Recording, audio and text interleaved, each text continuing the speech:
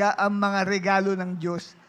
At ang topic na aking ibinabahagi, God is the giver of gifts.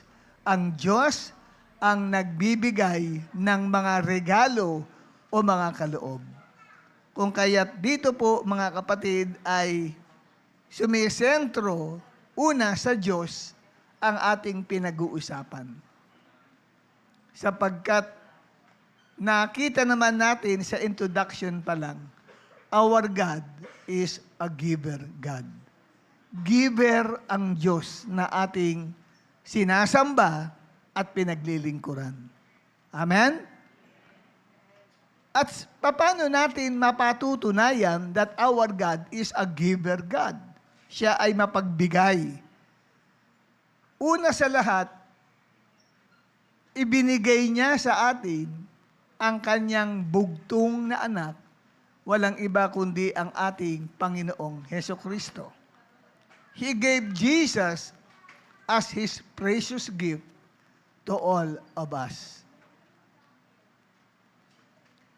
Ano ang sabi ng Bible? John 3 verse 16, For God so loved the world that He gave His only begotten Son.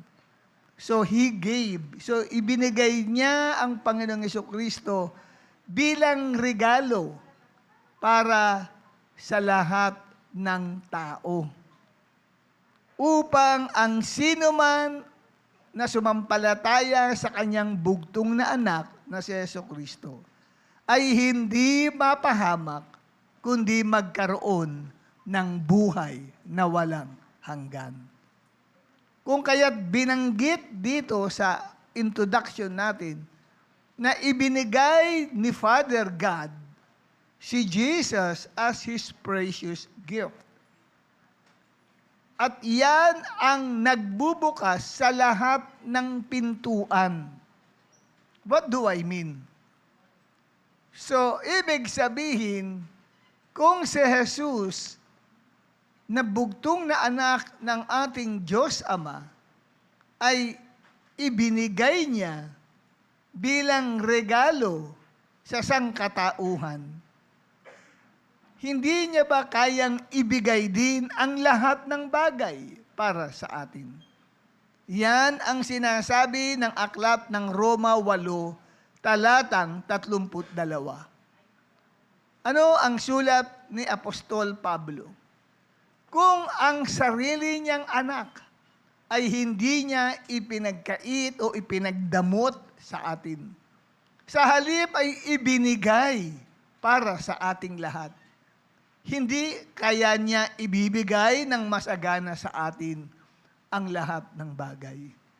So, nangangahulugan na sa pamagitan ng kanyang pagbibigay sa atin patungkol kay Jesus Christ, na ito ay isa niyang napakahalagang regalo sa sangkatauhan para ang tao, kapatid, ay mabigyan ng magandang buhay at kinabukasan. Hindi ba niya rin kayang ibigay sa atin ang lahat ng bagay na kailangan natin?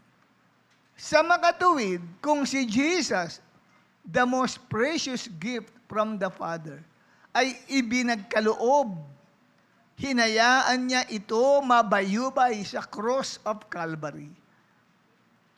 So, nangangahulugan, kaya ding ipagkaloob sa atin ng Diyos ang lahat ng bagay na kailangan ng bawat isa. At last Sunday ay tumalakay ako sa mga kaloob ng Diyos na sa atin ay inihanda para sa gayon bawat isa sa atin ay makinabang nito. Ano-ano ang mga gifts that we've tackled last Sunday? Una is called the gift of salvation. Ayan. Natanggap niyo na ba yung regalo na yan? Regalo ng kaligtasan. So, ang regalo ng kaligtasan ay pagkaligtas ng tao mula sa hatol ng Diyos sa lawa o sa dagat-dagatang apoy. Yun po ang ibig sabihin ng kaligtasan. Ikaw ay nailigtas sa mahigpit na parusa ng Diyos. Bakit paparusahan ang tao? Dahil sa kasalanan. Ang sabi ng Roma 6:23, sapagkat ang kabayaran ng kasalanan ay kamatayan. So yung kamatayang binabanggit doon ay hindi po physical na kamatayan, kundi ito ay walang hanggang pagkakahiwalay mula sa piling ng Diyos, na ang tao ay makakaranas ng walang katapusang pagdurusa at paghihirap sa dagat-dagatang apoy, na siyang final judgment ng Diyos sa lahat ng mga makasalanan. So, dahil sa pagmamahal ng Diyos sa atin, siya po kapatid ay nagbigay daan upang iligtas tayo. At tinawag siyang gift of salvation kasi ang gift ay libre. Kaya ang kaligtasang ibinibigay ng Diyos ay libre. At yan ay nabasa natin sa aklat ng Efeso 2, talatang 8. Na sinasabi, dahil sa kagandahang loob ng Diyos, kayo ay naligtas sa pamamagitan ng pananampalataya. At ang kaligtasang ito ay regalo ng Diyos at hindi mula sa ating sarili. Amen? So kung regalo ng Diyos yan, ibig sabihin yan, libre yan. Wala kang babayaran. Wala kang effort na gagawin. Hindi naintindihan ng mga tao yan eh. Maraming kahit mananampalataya, hindi nauunawaan ang gift of salvation. Sapagkat nakakabasa ako ng mga respond ng ilang mga mananampalataya mismo, gagamit pa ng Bible, na ang paniniwala nila, maliligtas ka sa pamagitan ng iyong kabutihang ginagawa. Hindi sinasabing masama ang kabutihan. Mabuti nga yun. Pero hindi yun ang paraan para ang tao ay mapatawad sa kasalanan niya at makapasok sa langit. Ang kabutihan o mabuting gawa ay kailangan upang maipakita natin sa mundo na tayo ay tunay na mga mananampalataya at anak ng Diyos. Pero hindi yun ang paraan para ang tao ay tanggapin ng Diyos. Dahil kung sapat ang mabuting gawa natin, hindi na kinakailangan pa magkaroon tayo ng pagdiriwang ng Pasko. What do I mean?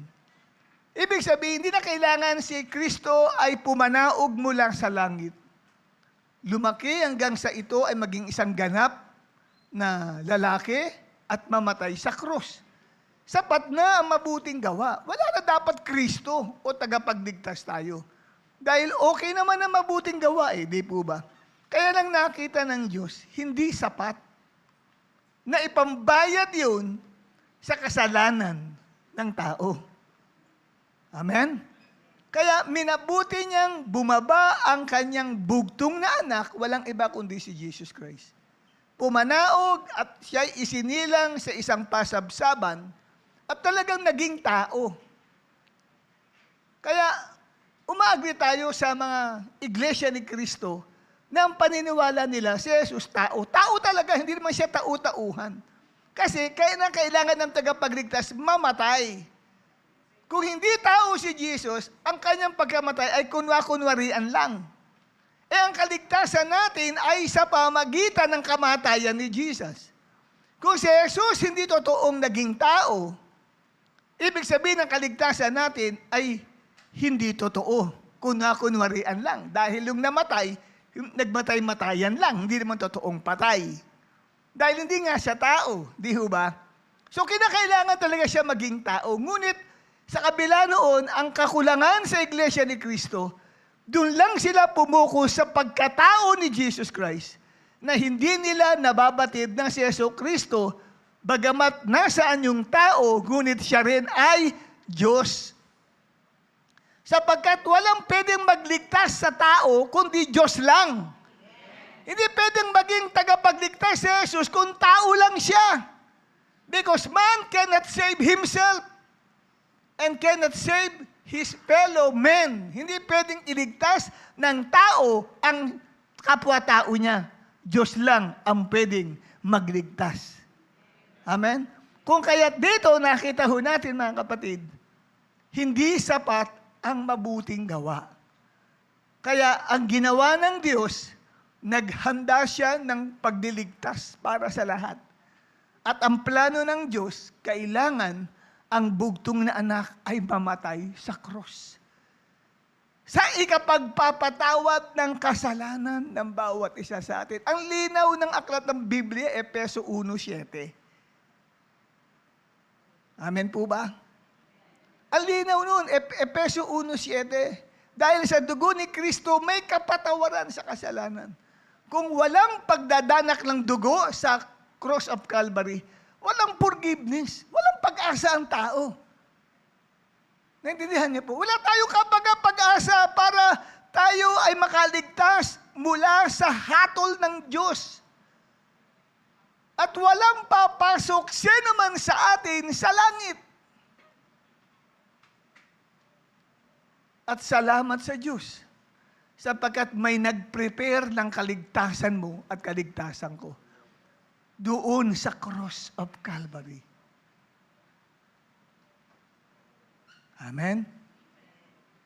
Kaya ang tao, maliligtas siya pag pinaniwalaan niya yung mabuting balita ng cross ni Jesus Christ. Yung mensahe ng cross na sa pamagitan ng iyong paniniwala, ng iyong pananalig, ng iyong pananampalataya na si Jesus ay namatay para sa iyong mga kasalanan, mapatatawad ka sa lahat ng kasalanang ginawa mo. Amen? Pinatawad ka sa past sins mo, pinatawad ka sa present sins na ginagawa mo, at pinatawad ka sa future sins na pwede mo pang gawin. Naintindihan niyo po ba ako? Ayun ay gift. Gift of salvation. Ang linaw ng Efeso 2:8. Efeso 2:8. At lalo na sa talatang 9. Na kung saan kapatid ay sinasabi, ito ay hindi mula sa ating mga sarili. Hindi sa pamagitan ng ating mabubuting gawa. Verse 9 yun eh. Di ba? Kaya nakita natin dito na ang kaligtasan natin ay regalo ng Diyos, libre, hindi mo pwedeng bayaran, hindi mo ito po pwede kapatid na dagdagan pa dahil kulang, hindi na po. Kaya ang tao ay hindi maliligtas ng mabubuting gawa, ng pagsunod sa 10 utos o pagiging membro ng anumang sekta o ng anumang relihiyon. Hindi yun na nagliligtas na maging miyembro ka ng isang relihiyon o ng isang sekta. Kasi kung yun ang kaligtasan, hindi na kinakailangan pang bumaba ng anak ng Diyos dito sa mundo para iligtas ang tao. Umatin na lang kayo, umanib na lang kayo sa anumang sekta o sa anumang relihiyon. Pwede ka nang maligtas. Pero may mga sekta ng relihiyon na nangangaral ng ganyan. Maliban na kayo'y umanib sa aming sekta o sa aming relihiyon, hindi kayo maliligtas. Anong sekta yun? Iglesia ni Kristo. Pero tayo, hindi tayo nangangaral ng ganun. Dahil ang kaligtasan, walang iba kundi si Jesus Christ. Anong pangalang Jesus? What is the meaning of the name Jesus? O Yeshua sa Hebrew? Meaning, God is salvation. O God saves. Ang Diyos nagliligtas. Mismong sa pagkakapangalan sa Kanya, ay malinaw na siya ang tagapagligtas. Amen? Hindi ang Christian fellowship na inaatinan mo, o maski itong church na ito, hindi ito makapagliligtas sa'yo. It's only Jesus. Sabi mo sa katabi mo, only Jesus. O kung ikaw man ay kaanib ng Roman Catholic, o protestante, hindi yan ang magliligtas sa iyo. Ang pagiging protestante, ang pagiging katoliko, hindi yan ang magbibigay ng salvation sa kaluluwa mo, kundi ang iyong pananampalataya sa ating Panginoong Heso Kristo. Yan ang linaw-linaw ng Bible. John 3:16, ang sinumang sa kanya ay sumampalataya ay huwag mapahama kundi magkaroon ng buhay na walang hanggan. So yan ang tinalakay ko last Sunday, the gift of salvation. Ngunit ngayon, lalaktawan ko na, dadako tayo sa ika-4 na gift ng Diyos. Pagkatapos ng gift of salvation, ano ang tinalakay natin ikalawa? Ikaw, hindi si Eloy, ikaw. Wala ka last Sunday? Wala. Sino nandito nung last Sunday? Biglang kunti lang kamay na ligtas. Nakalimutan na ninyo yung tinalakay nung last Sunday. Ninakaw ba agad ni Satanas sa inyong puso yung naitanim na mensahe ng Diyos about the 3 gifts na natalakay ko? Pero hindi 3 gifts yan, 7 gifts yan eh. The gift of eternal life. Hindi ko na nga babanggitin yung gift of eternal life. Kasi baka mamaya, baka sabihin ng iba, pinapatamaan nata ako ni Pastor. Di ba? Lalo na, nangangailangan ako ng pera ngayon. Kasi hindi pwedeng hindi mabanggit ang pera at material things yan eh. Sa gift of eternal life. Kasi yung eternal life, yan ang buhay sa langit eh. Buhay ng Diyos yun eh. Sapat-sapat ka dun eh. Kahustuhan. Kaya nga abundant life ang tawag sa translation sa English ng eternal life eh. Abundant life. Ibig sabihin, masaganang buhay. Pero hindi nanganguhulugang material. Ibig sabihin, kahit wala kang pera, masaya ka. Matiwasay ang isip at puso mo. Maligaya ka kahit wala kang pera. Tumingin ka ng taong walang pera. Nakangiti-tiyak yan dito si Judge. Amen? Hindi mo malalaman na walang pera yung katabi mong yan. Pamasahe lang ang dala niyan. Pero masaya siya, maligaya siya. Yan ang description ng eternal life. Kasi sa heaven, yun ang uri ng buhay meron tayo.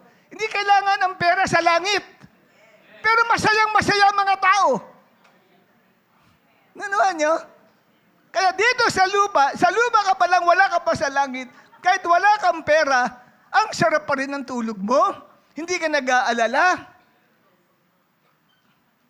Yan, kapatid, ang demonstration ng eternal life. At hindi lahat ng tao magiging masaya. Yun lang, mayroong gift ng eternal life.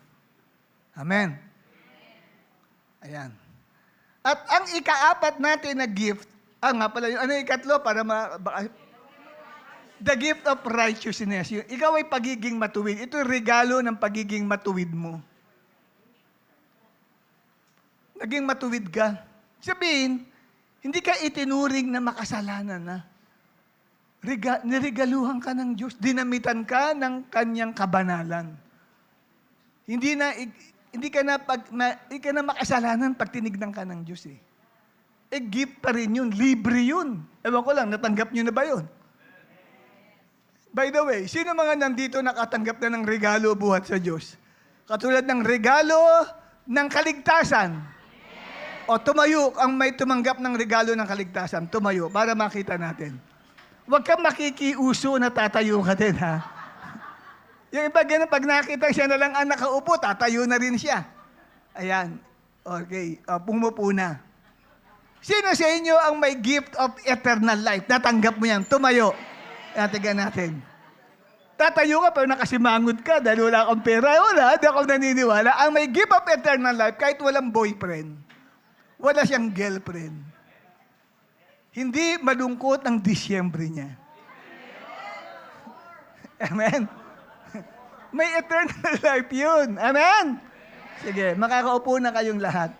At ngayon, dadako tayo sa ika-4 na regalo. Medyo magtatagal ako dito sa ika-4 na regalo. Kasi mahalaga itong ika-4 na regalong ito. Ito ang wag nyo rin mamimiss. Inulit ko yung patungkol sa gift of salvation kasi kailangan maging malalim kayo when it comes to the teaching of salvation. Kailangan deeper ka dun. Para hindi madaling makalas ka o mabaklas ang iyong pananampalataya. Kasi kung tatanungin kang personal, ligtas ka ba o hindi? Marami ako tinatanong na ganyan, hindi makapasagot agad eh, kung ligtas eh. Tapos sabihin ko, ba't di ka makasagot agad? Kasi, hindi ako perfectong tao eh. Totoo naman, hindi tayo perfecto. Bakit ka ba naging banal sa harapan ng Diyos? Dahil ba sa ginawa mo o dahil sa ginawa ni Kristo? Yun ang tanong eh. Paano ka naging matuwid? Sa ginawa mo o di ginawa ni Christ? Ang linaw-linaw eh, sa ginawa ni Christ. 2 Corinthians 5:21 yun, no? Huwag niyong kalilimutan. May verse sa Bible doon. Kaya kailangan very deeper ka when it comes to salvation. At yun dapat ang naibabahagi natin sa maraming tao. At ngayon mga kapatid,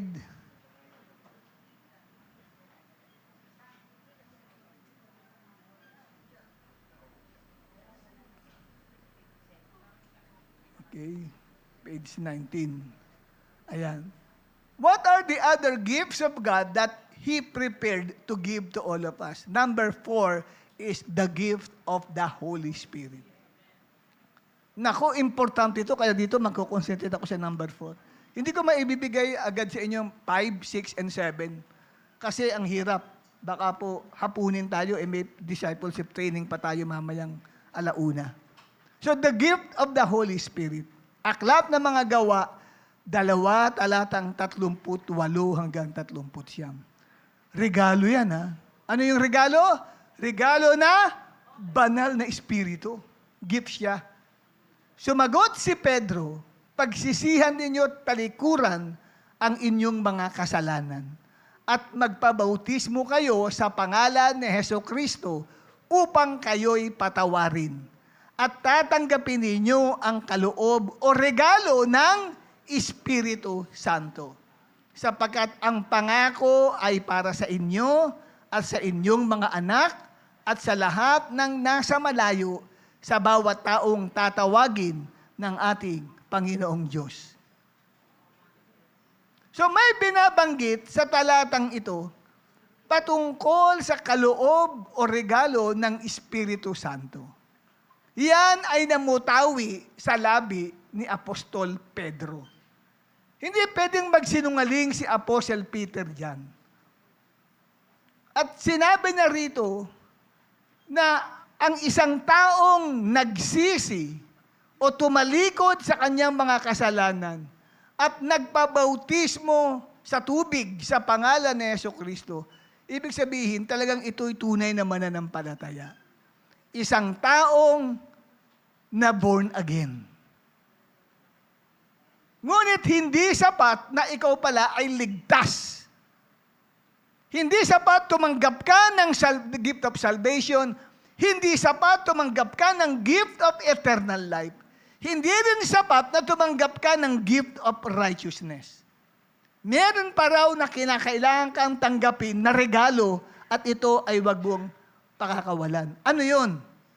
Yung naka-highlight at tatanggapin ninyo ang kaloob o regalo ng Espiritu Santo.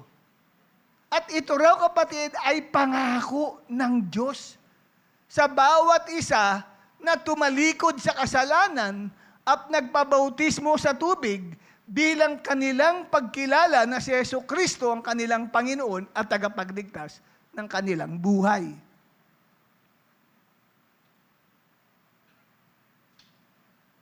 Kaya may binabanggit na meron pang dapat kang tanggapin.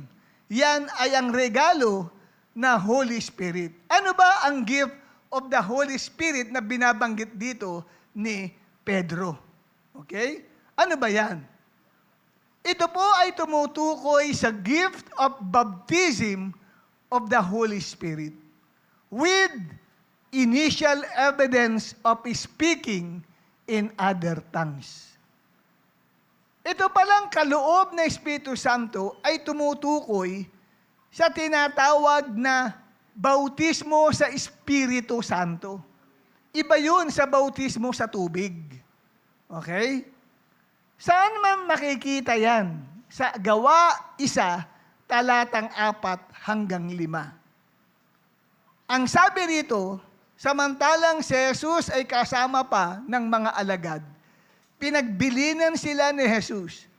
Huwag muna kayong aalis sa Jerusalem, sa halip, hintayin niyo roon ang ipinangako ng Ama na sinabi ko na sa inyo. Verse 5. Ano yung pinangako ng Ama? Si Juan Bautista ay nagbautismo sa tubig. Ngunit hindi magtatagal at babautismuhan kayo sa Espiritu Santo. Ito yung regalo o pangako ni Father God sa bawat isa na mga sumampalataya o naligtas. Ito ay para sa mga tumanggap ng gift of salvation, gift of eternal life, at gift of righteousness. Yung ika-apat na gift, ang tawag dyan ay gift of the Holy Spirit o gift of the baptism of the Holy Spirit na may evidence, may kasamang patunay na tinanggap mo siya sa pamamagitan ng pagsasalita ng iba't ibang wika. Ang bautismo sa Espiritu Santo, next slide natin, ay isang kaloob o regalo na ipinangako ng Diyos Ama. Sabi, it is a promise. Di ba? Ang linaw naman dito sa binabanggit na ipinangako ng Ama. At maging kung babalikan natin ang Gawa 2:38 hanggang 39, anong sabi ng verse 39 sa Aklat ng Mga Gawa? Balikan natin yun, page 19. Ang sabi, sapagkat ang pangako ay para sa inyo. At sa inyong mga anak, at sa lahat ng nasa malayo, kahit umabot pa hanggang Pilipinas, at sa bawat taong tatawagin ng ating Panginoong Diyos. So sa mga tuwid, ang regalong ito ay pangako. Ito yung regalo na may pangako. Pangako ng Diyos Ama na tatanggapin ng bawat isang nanalig at sumampalataya sa ating Panginoong Hesukristo. Page 22, sa page 22 tayo. Paano nangyari yung tinanggap nila ng mga alagad? Di ba pangako ng Panginoong Yesus? Kayo'y tatanggap ng pangako mula sa Ama. Kung paano si Juan Bautista ay nagbabautismo sa tubig, kayo rin ay babautismuhan sa Espiritu Santo. At dito, pagkalipas ng 10 araw, matapos na ang Panginoong Yesus ay umakyat sa langit, ibinuhos ang ipinangakong regalo ng Diyos sa mga mahigit 120 believer na nagtitipon sa ikalawang palapag ng bahay. At ano ang nangyari? Aklat ng Mga Gawa 2:4. At silang lahat ay napuspos ng Espiritu Santo at nagsimulang magsalita ng iba't ibang wika ayon sa ipinagkaloob sa kanila ng Espiritu. So dito, kapatid, ang patunay na tinanggap nila ang bautismo sa Espiritu Santo, yung ipinangako, nag-speak sila ng foreign language. Ano yung sabihin nito ng speaking in other tongues? Ito po ay lengguwahe na hindi natutunan o napag-aralan ng isang tao.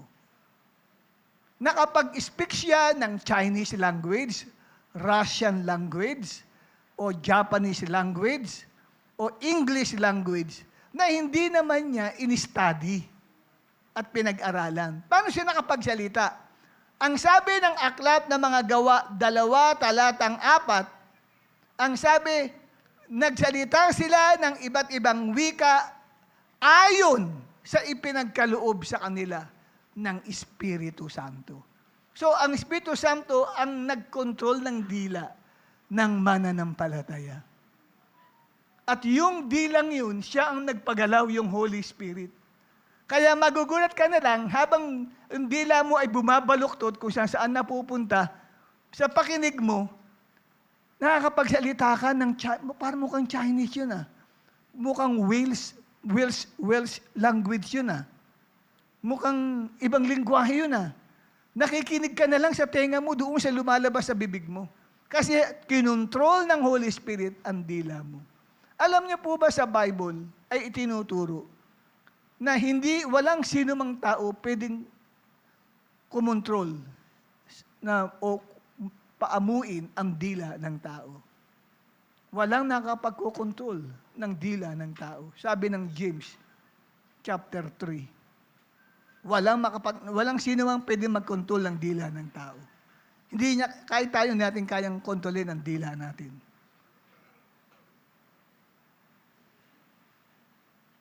Kung papaano daw, na sa pamamagitan ng isang maliit na timon, nakokontrol ng isang kapitan ng barko ang kanyang ship o barko niya, kung saan niya pwedeng ipaling. Pero ang dila, walang sino man pwedeng mag-control. Bakit dila ang sinabi rito? Ang tanging pwede lang makapag-control ng dila ng tao ay ang Holy Spirit. Kaya kinontrol yung dila ng mananampalataya at nagsalita sila ng iba't iba. Sabihin, iba-iba, pwedeng Chinese ngayon, mamaya-maya magiging French, mamaya-maya magiging Russian language na, mamaya-maya magiging Japanese language na. Ganun po yun. Hindi mo siya kayang kontrolin. Kusa siyang gumagalaw. Kahit isara mo ang bibig mo, hindi mo kakayanin eh. Ako na-experience ko kasi yan eh. Talagang may kumutol ng dila ko. Umiikot siya, paikot-ikot. Narinig ko na lang kung ano mga wikang sinasabi ko. Ang alam ko, Chinese nung una, tapos mamaya-maya, hindi ko na alam kung ano. Meron palang sinasabi sa 1 Corinthians chapter 13 na language of angels. Na hindi mo siya malaman kung ito'y lengguwahe ng tao, lengguwahe pala ng anghel yung ginagamit mong speaking in tongues.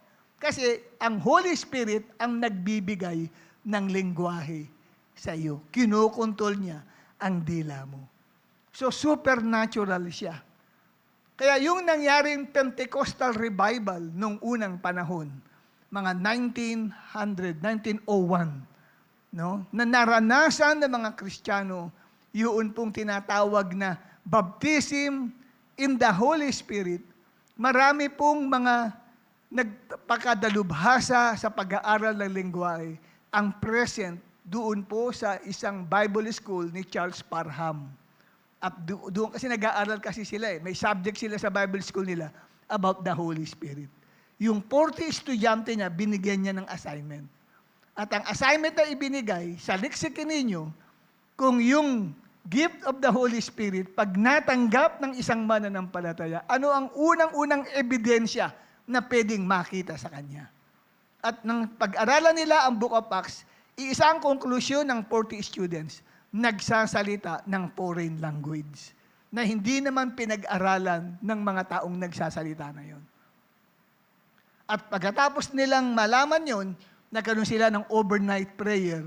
From December 31, nagsimula ng alas 10 ng gabi hanggang kinaumagahan, January 1, 1901, alas 4 ng madaling araw. Pagdating ng alas 3 ng madaling araw, yung mga nagpipray, bigyan na lamang pong nagpagsalita ng iba't ibang wika.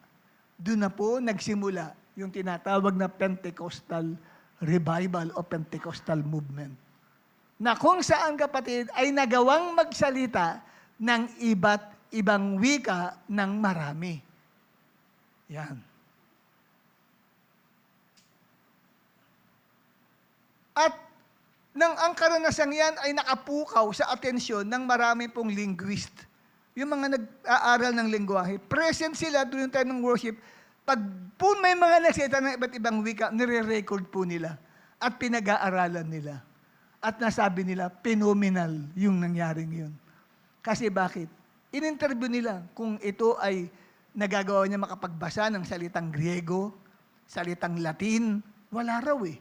Pero sabi ganun ng mga nagpakadulubhasa sa pag-aaral ng mga wika. Pero yung pagsasalita mo ay perfect, sabi nilang ganun. Perfect language talaga. Naiintindihan nila yung sinasabi. So, yan po isang pagpapatunay na ito pong bagay na ating pinag-uusapan na gift of the Holy Spirit ay totoo. No? At pinatotohanan po ng mga nakasaksi noong unang naranasan yan noong taong 1901.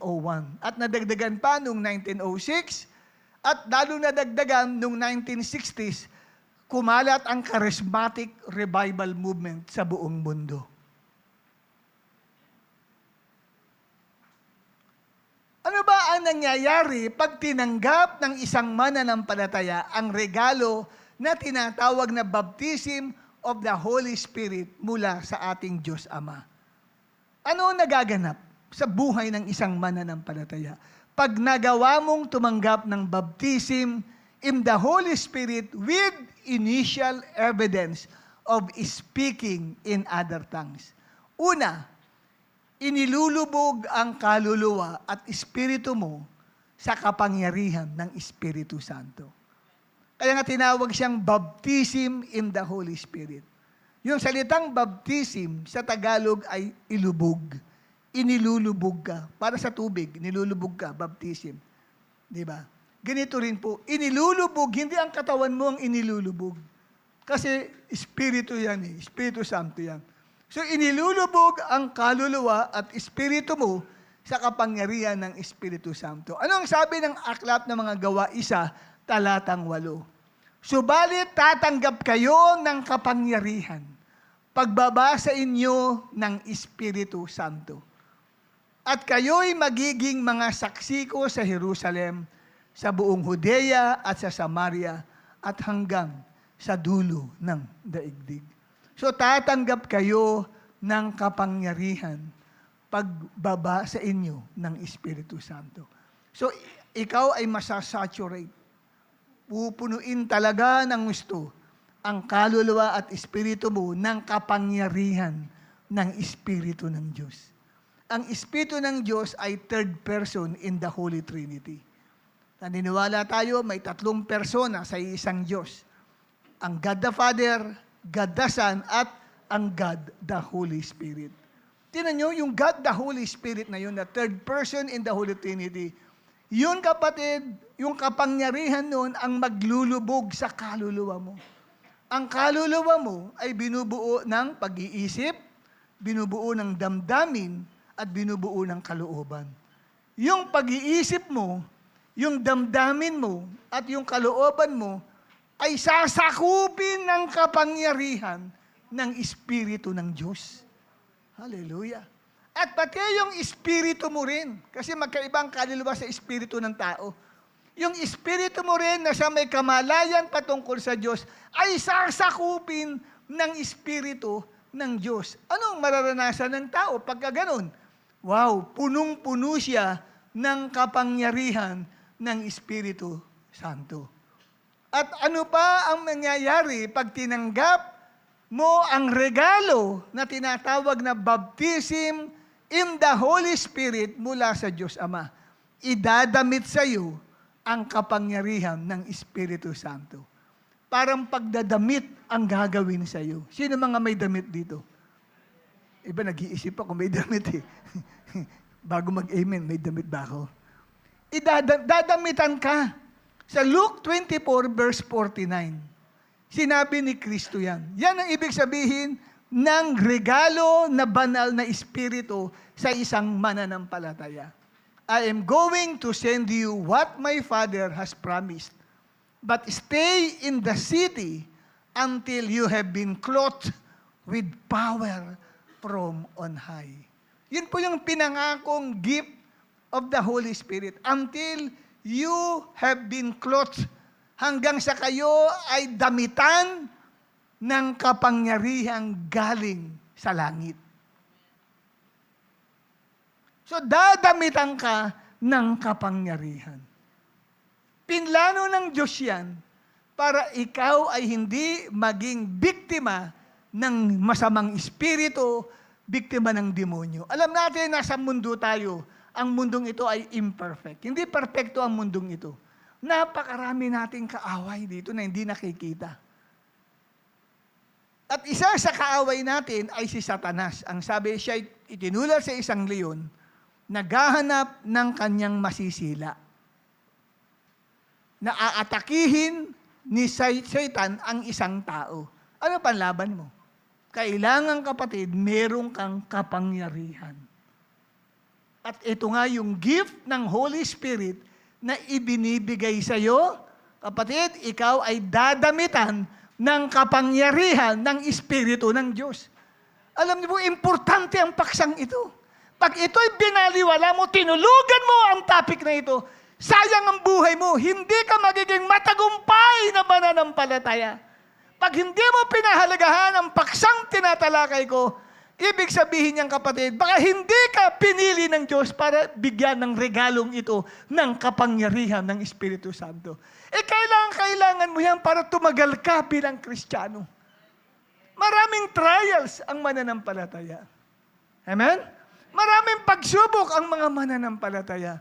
Nandyan, paglabas mo pa lang, sari-saring tukso na agad ang mararanasan mo. Bubulong-bulungan ka na agad ni Satan.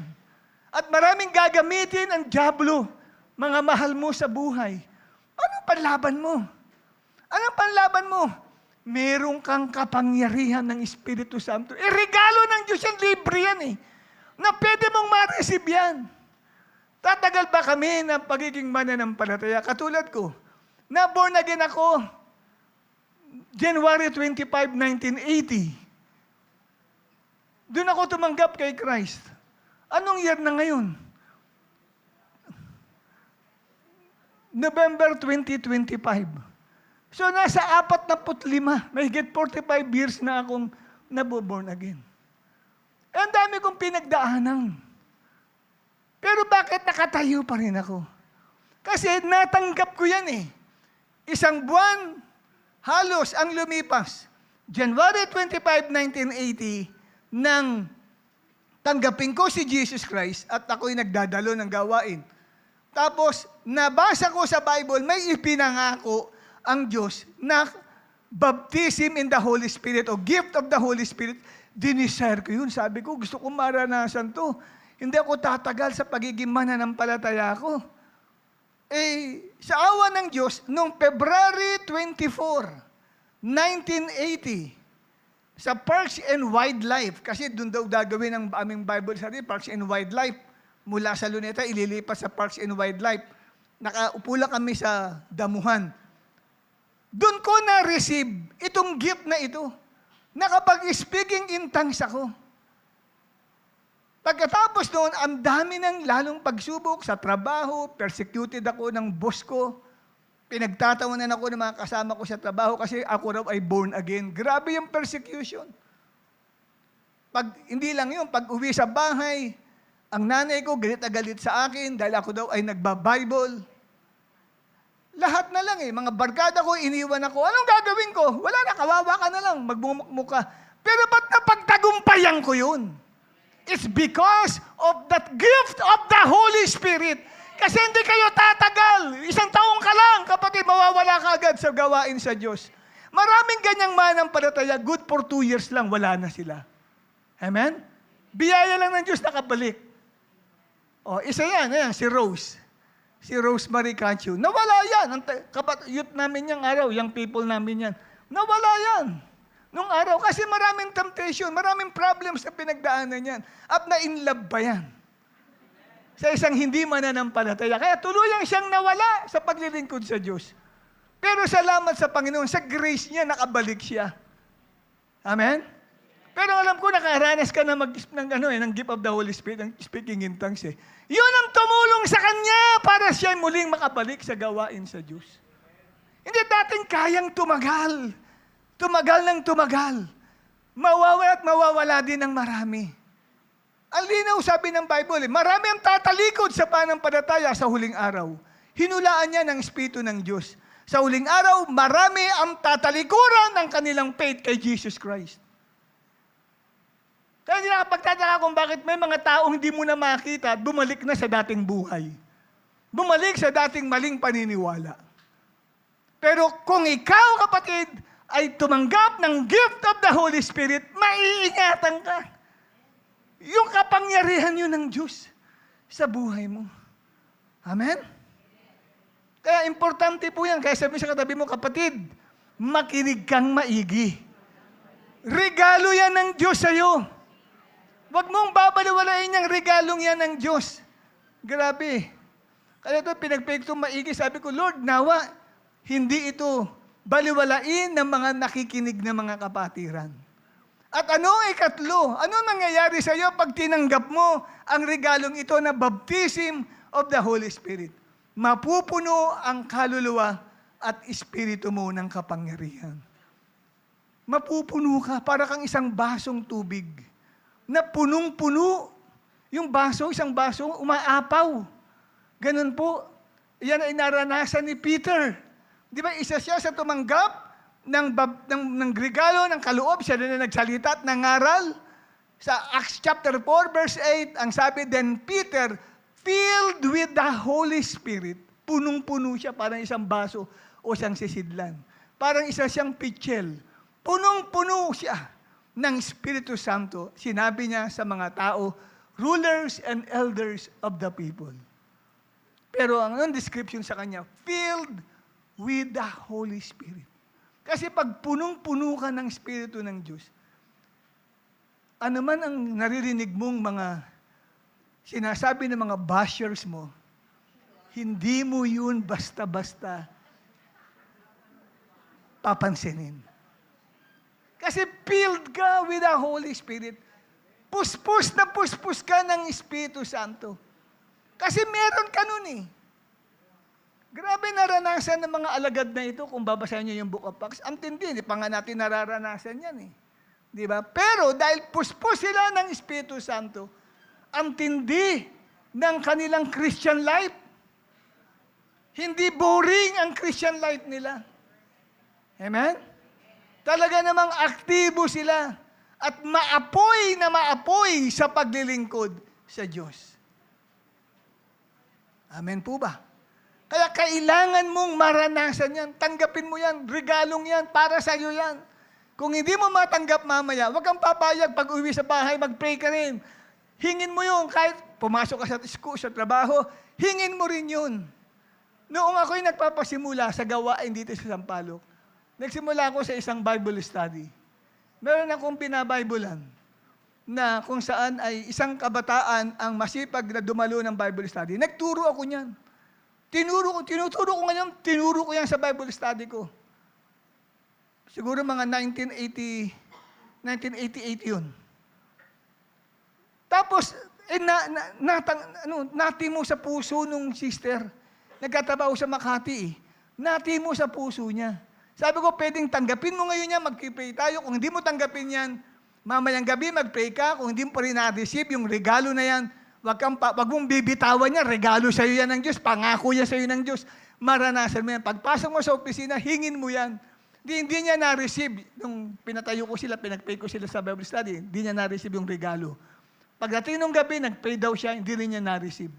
Kinaumagahan, pray siya ng pray, sabi niya, aga siya sumakay sa bus, papuntang Makati, pray siya ng pray, Lord, tanggapin ko yung pinangako, yung gift of the Holy Spirit with initial evidence of speaking in tongues. Naglalakad siya hanggang sa makating siya sa office.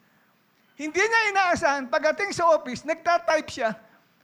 Habang nagtatype siya, nag-prepare yung isip niya, tanggapin niya, bigla po kamong bumaba ang Holy Spirit sa kanya, nakagulo sa opisina. Dahil nung siya nagtatype, bigla siyang na-slain in the Spirit.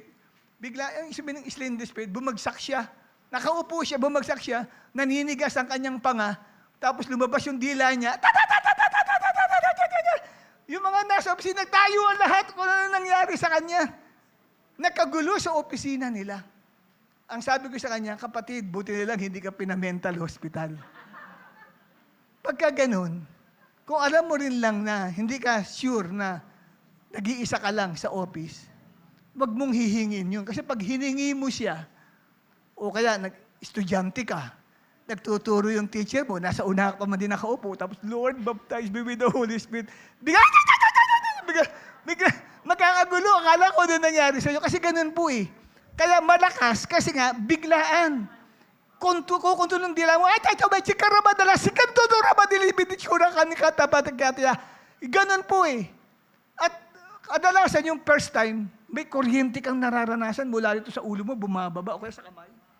Current siya, oh. Kaya iba na iisilin in the Spirit na ganun. Nararamdaman niya, grabe yung power. Kasi bumababa yung power eh. Pinupuno ka ng power eh. Say, power. One more time, power.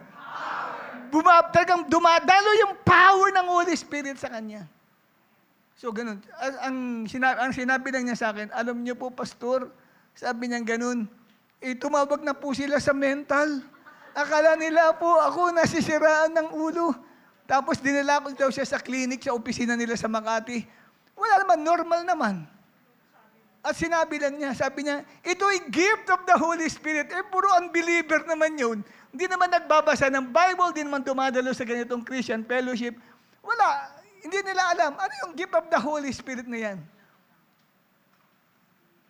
Na-experience nung tao. Kaya hindi mo siya susukuan. Hindi porking hindi mo siya naranasan ngayon, wala na. Nakalimutan mo na. Hindi ganun, kasi kailangan kauhawan mo siya. Lord, regalo mo yan sa akin eh. Pangako mo yan, bigay mo po sa akin. Alam niyo po, pag hiningi mo yan, dinesire mo yan sa puso mo, tatanggapin mo yan.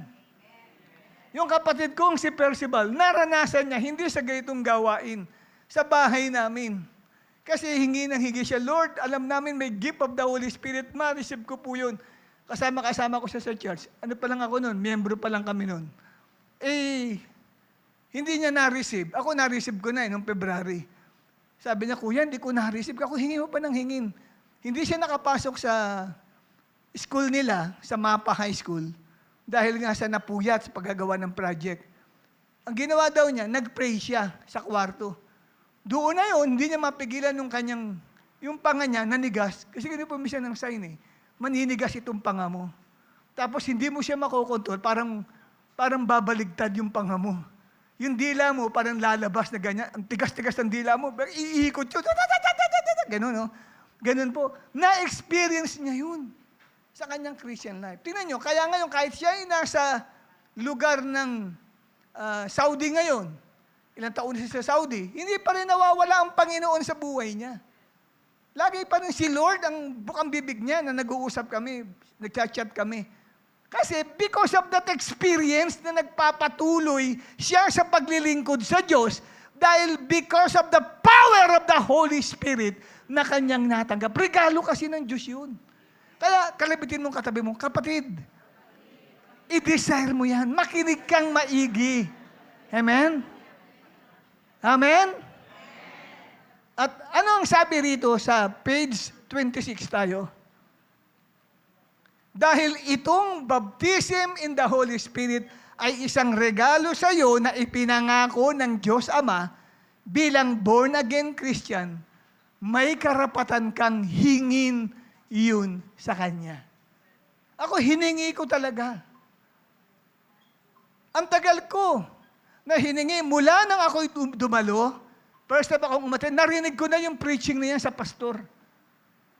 Tinandaan ko siya. Kasi ganun ako sinusulat ko lahat pag nagpipreach yung pastor namin. May notebook ako at may Bible. Sulat ako ng sulat.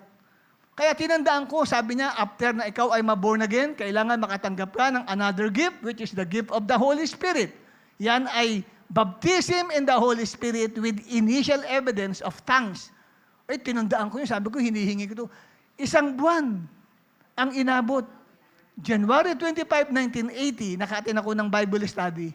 February 24, 1980, halos 1 buwan, na-receive ko siya. Kasi hinihingi ko talaga. Buti lang, hindi ko natanggap yun nung ako ay nasa office namin. Kataon, lalo ako na-persecute. No? Hindi ko siya natanggap nung ako ay nag-aaral sa PUP kasi working student ako Nagtatrabaho sa umaga hanggang hapon, sa gabi, mag-aaral, working student. So, hindi ko siya na-receive. Saan ko siya na-receive? Tama-tama, Sunday din yun. Kaya lang na-receive ko siya, hindi during actual ng praise and worship. Closing song. Sa closing song ko siya, naranasan yung gift, yung na-receive ko siya. Kasi nag-altar call yung pastor namin. Lahat ng hindi pa nakakatanggap ng gift of the Holy Spirit, lumapit sa harapan para ipag-pray niya. Di siyempre, lapit ako, naghahangad ako Tapos, hindi naman niya kami pinag-pray na pinatungan na kami. Pinalapit lang sa harapan. Nasa gitna, sa harapan namin siya nag-pray. Mamaya narinig ko na lang, lahat ng mga nakasama ko sa harapan, nag-i-speaking in tongues na.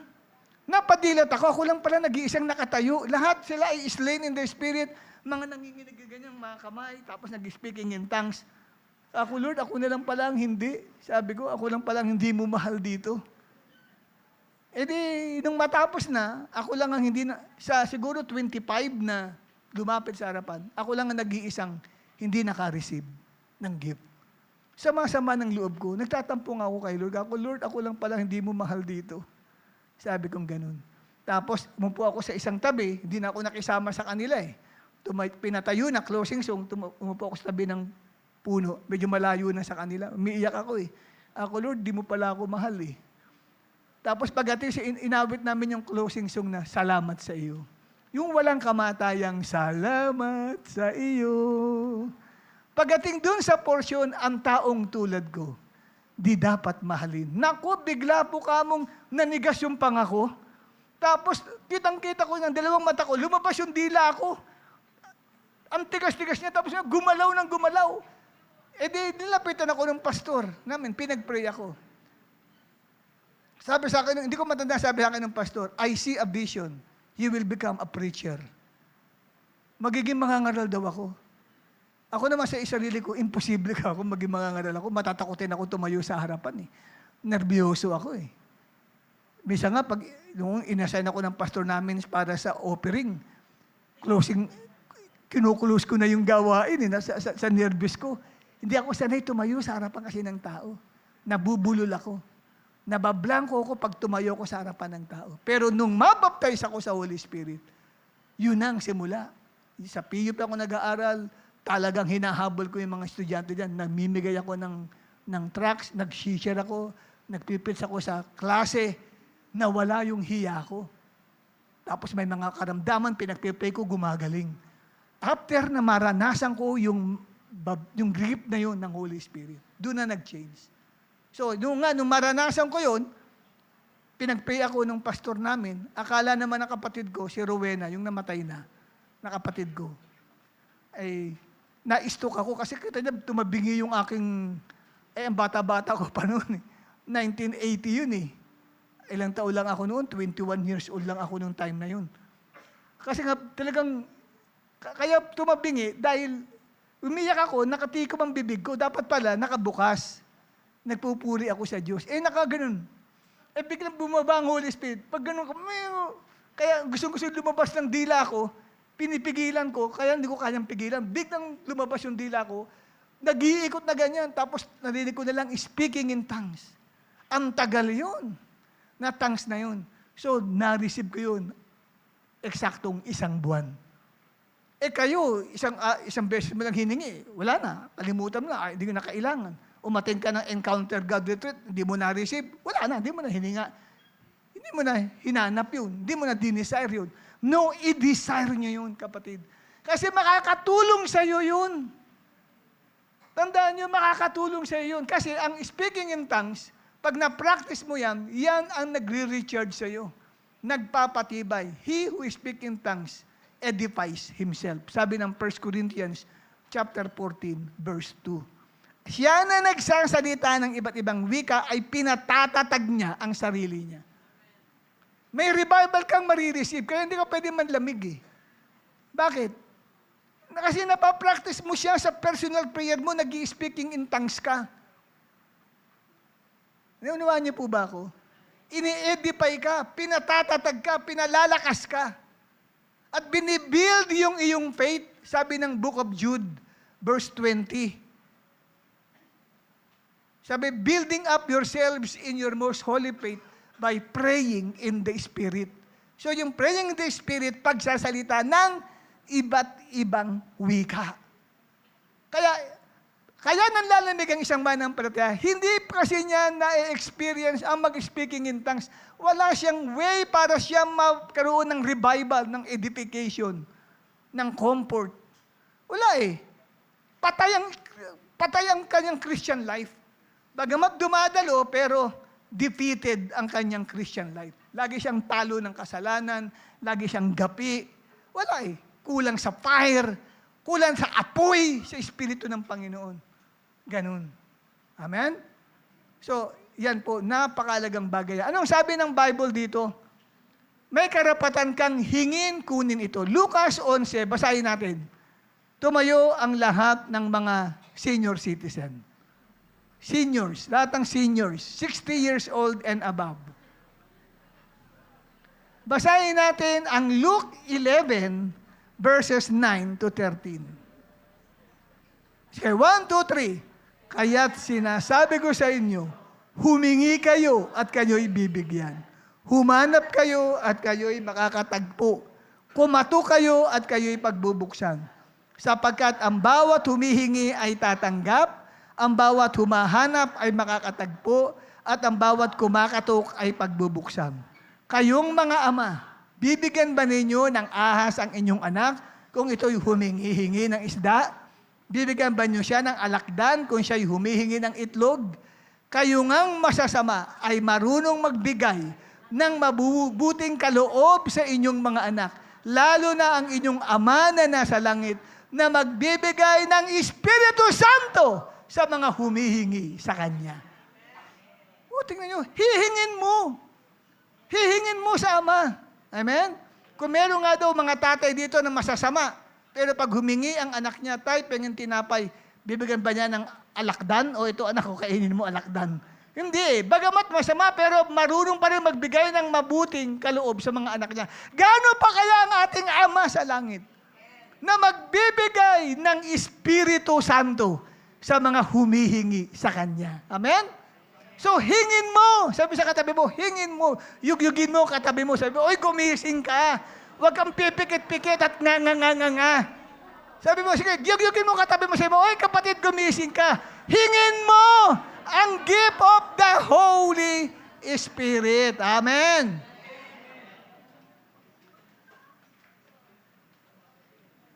Kaya, sa next slide natin, 27. Kung born again Christian ka na, tinanggap mo na si Jesus Christ sa puso mo bilang Panginoon at tagapagligtas ng iyong buhay, ngayon, hingin mo naman ang regalo na ito sa iyo ng Diyos Ama. Tinatawag na karismata. In Greek word, sa English, ay gift of the Holy Spirit with initial evidence of other tongues na mapasa iyo. Kaya tinawag siya, yung gift kasi, karismata. Ibig sabihin yan, kapatid, regalo yan ng Espiritu ng Diyos sa iyo. Hingin mo.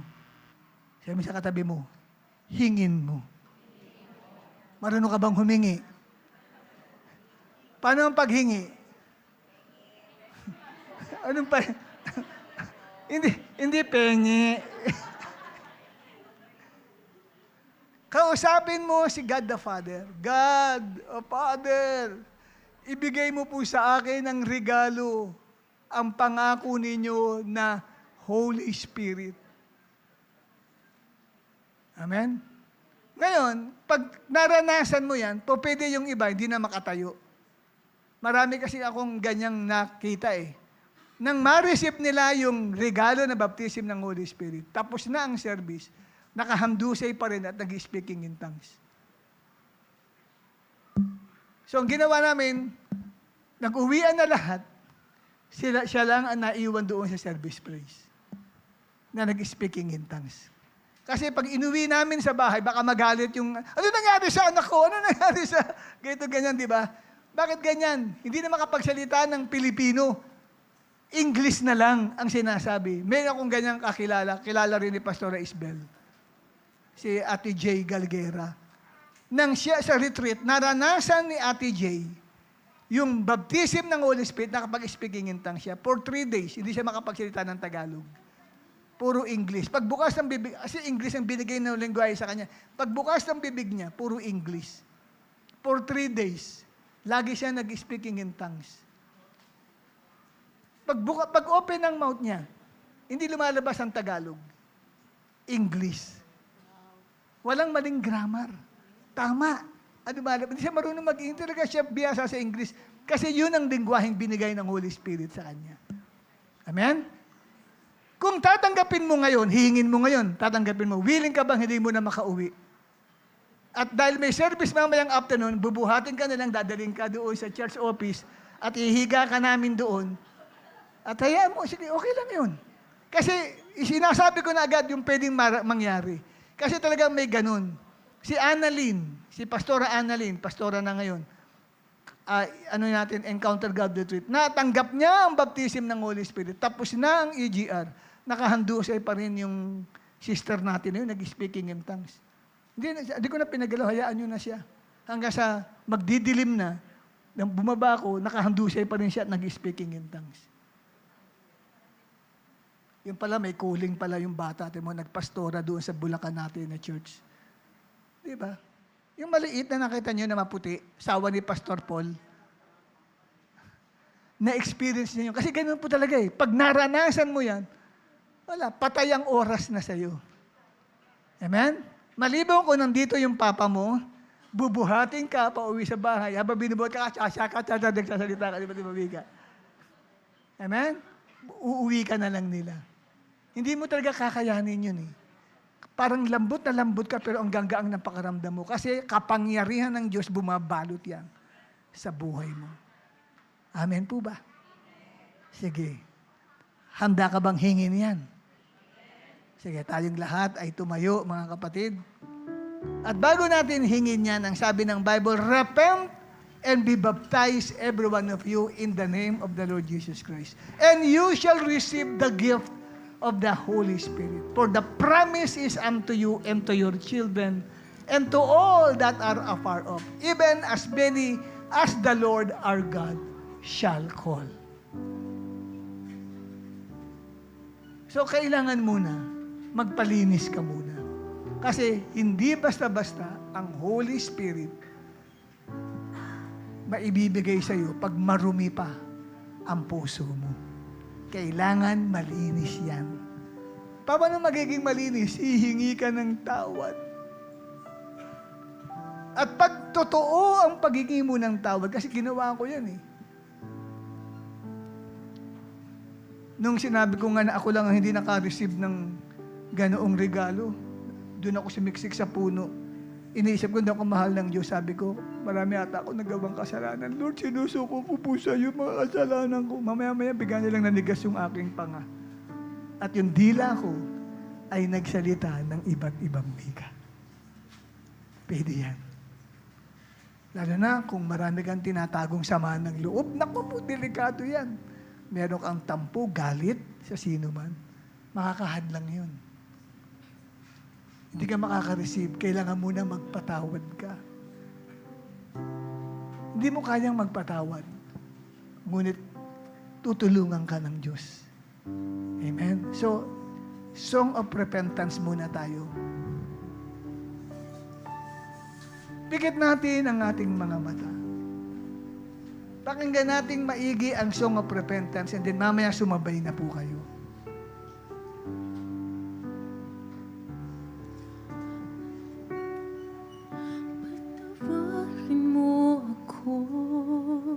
Sa lahat ng pagkukulang ko, iaalay sa'yo ang puso ko. Nais kong makita ang kaluwalhatian mo. Tanggapin mo, Panginoon, ang awit ko sa'yo. Patawarin mo ako sa lahat ng pagkukulang ko, iaalay sa'yo ang puso ko. Nais kong makita ang kaluwalhatian mo. Tanggapin mo, Panginoon, ang awit ko sa'yo. Patawarin mo ako sa lahat ng pagkukulang ko, iaalay sa'yo ang puso ko. Nais kong makita ang kaluwalhatian mo. Tanggapin mo, Panginoon,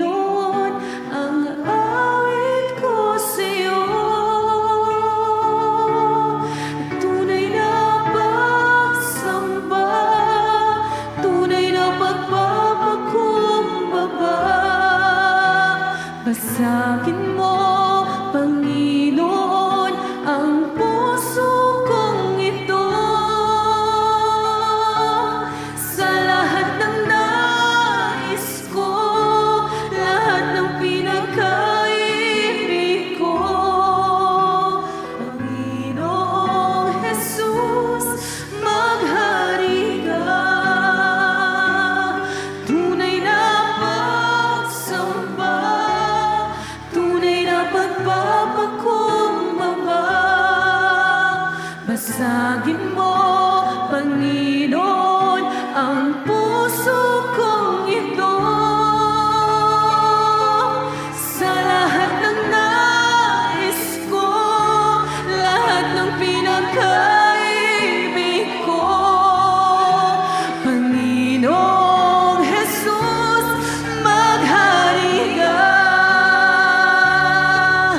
Patawarin mo ako sa lahat ng pagkukulang ko, iaalay sa'yo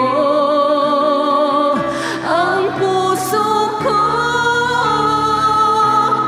Nais kong makita ang kaluwalhatian mo.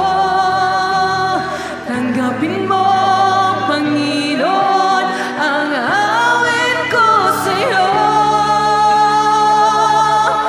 Tunay na pagsampa, tunay na pagpapakumbaba. Basagin mo, Panginoon, ang puso kong ito.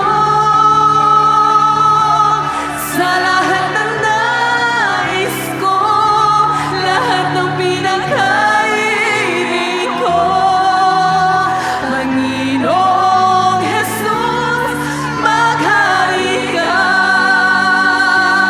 Tunay na pagsamba, tunay na magpapakumbaba. Basagin mo, Panginoon, ang puso kong ito. Sa lahat ng nais ko, lahat ng pinagkaibig ko, Panginoong Jesus, maghari ka. Tunay na pagsamba, tunay na magpapakumbaba. Basagin mo, Panginoon, ang puso kong ito. Sa lahat ng nais ko, lahat ng pinagkaibig ko, Panginoong Jesus, maghari ka. Tunay na pagsamba, tunay na magpapakumbaba. Basagin mo, Panginoon, ang puso kong ito. Sa lahat ng nais ko, lahat ng pinagkaibig ko, Panginoong Jesus, maghari ka. Tunay na pagsamba, tunay na magpapakumbaba. Basagin mo, Panginoon, ang puso kong ito. Sa lahat ng nais ko, lahat ng pinagkaibig ko, Panginoong Jesus, maghari ka. Tunay na pagsamba, tunay na magpapakumbaba. Basagin mo, Panginoon, ang puso kong ito. Sa lahat ng nais ko, lahat ng pinagkaibig ko, Panginoong Jesus, maghari ka. Organ only. Continue ang organ natin na mag-play.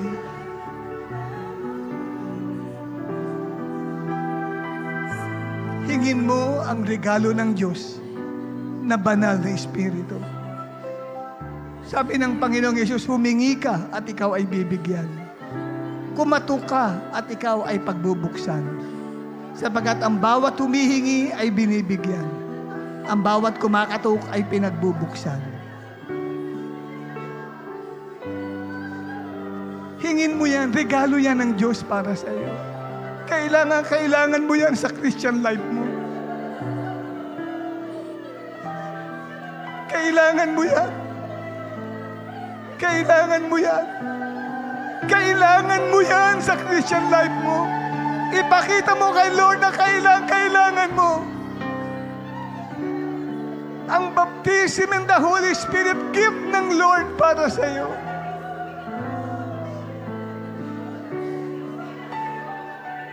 Kung ikaw ay dati nang nabaptize in the Holy Spirit, natin mo nang na-receive, pero hindi mo na siya na-experience uli ang mag-speaking in tongues, hingin mo sa Panginoon na muli kang ma-reveal ng banal na Espiritu.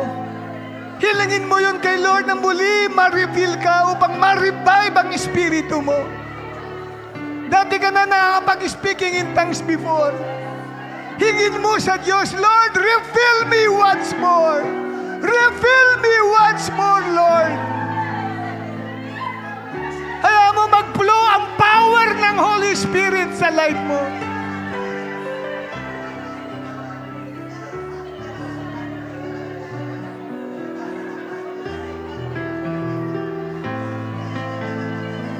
Maranasan mo ang Pentecostal revival ng Holy Spirit.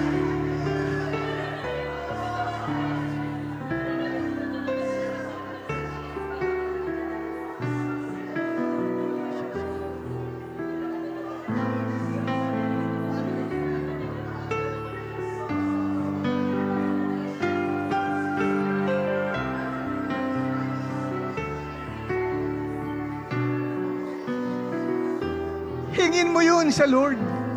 Sayang po kung hindi mo matatanggap yun sa iyong entire Christian life, yung regalong inilaan ng Diyos sa iyo.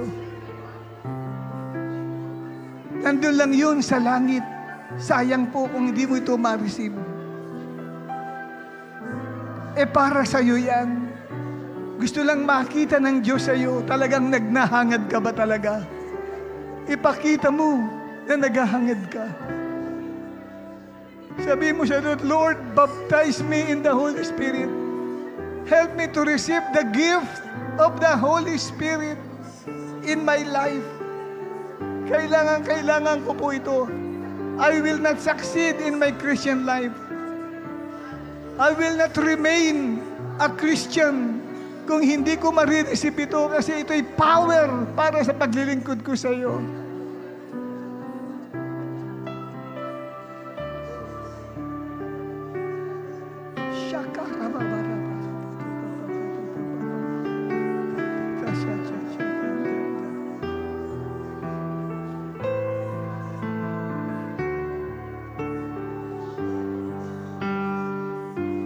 Gift yan ng Lord sa iyo.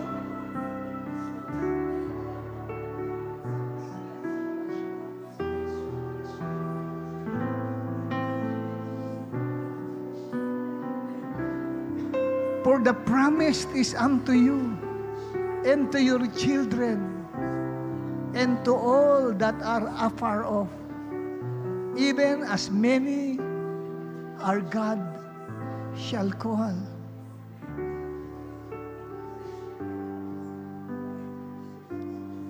Huwag kang masapatan na mananampalataya ka lang at hindi mo natatanggap ang regalong iyan.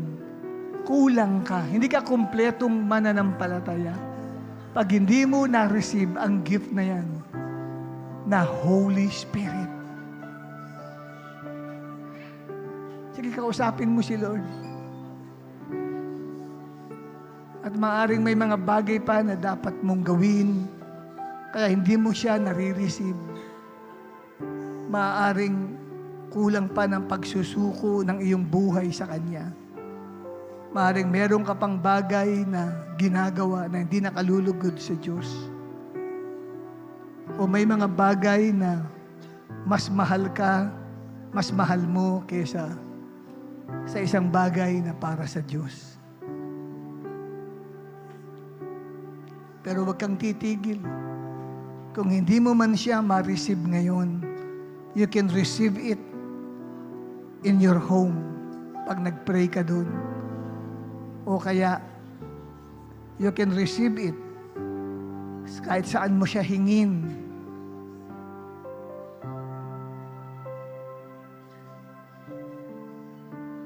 Pero kung nagdadrive ka ng motorcycle o ng sasakyan at hinihingi mo, pumarada ka muna. Kasi baka hindi mo makontrol ang manibela pag bumaba sa iyo ang Holy Spirit.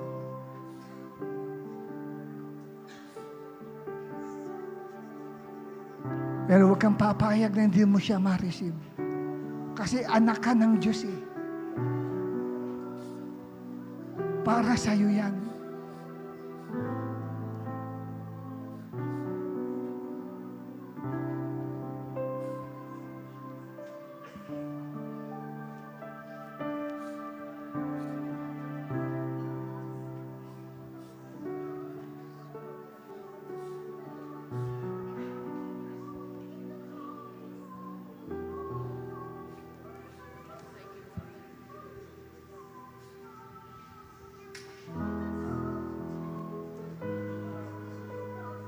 Taas natin ang ating dalawang kamay sa Panginoon. Huwag kayong madi-discourage kung hindi pa ninyo nare-receive yung gift na yan.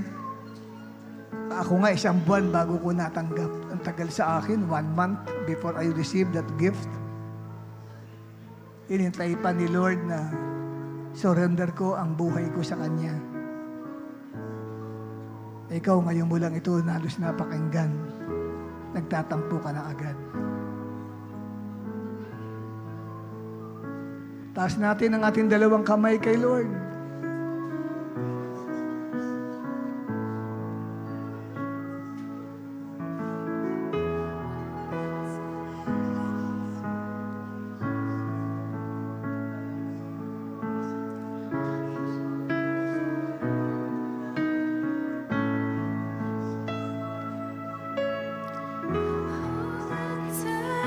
Takes one moment